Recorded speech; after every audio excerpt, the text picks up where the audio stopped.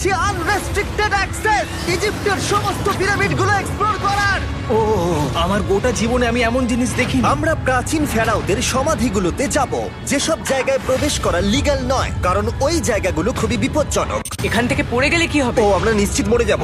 আমরা এমনকি পিরামিডের নিচে একটা গোপন সমাধিতে সাঁতার ও কাটবো। মাই গড! আর এগুলো এক্সপ্লোর করার জন্য আমরা মাত্র 100 ঘন্টা পেয়েছি, আর আমরা সেটা শুরু করছি এখন থেকে। সবাই আমার সাথে চলো, বেশ মজার হবে কিন্তু। এটা কিন্তু দারুণ। কেউ একজন 4500 বছর আগে পাথরটা এখানে রেখেছিল। একদম, এই পিরামিডটা প্রায় 4500 বছরেরও বেশি পুরনো। আমরা যে পথ দিয়ে যাচ্ছি সেটা মিশরবিদদের মতে রাজা খুফুর সমাধির দিকে নিয়ে যায়, সেই ফেরাও যিনি সম্ভবত পিরামিড তৈরি করতে বলেছিলেন। ওয়াও! এই যে ঘরটা দেখছেন, এটাকে বলে গ্র্যান্ড গ্যালারি। আমরা এখনো অব্দি এই পিরামিডের কতটা ঘুরলাম? আমার কাছে এই প্রশ্নের কোনো উত্তর এই মুহূর্তে নেই। ও উত্তরটা খুবই ভালোভাবে দিল আমাকে। এর পরের ঘরটা হলো রাজার শেষ বিশ্রাম কক্ষ।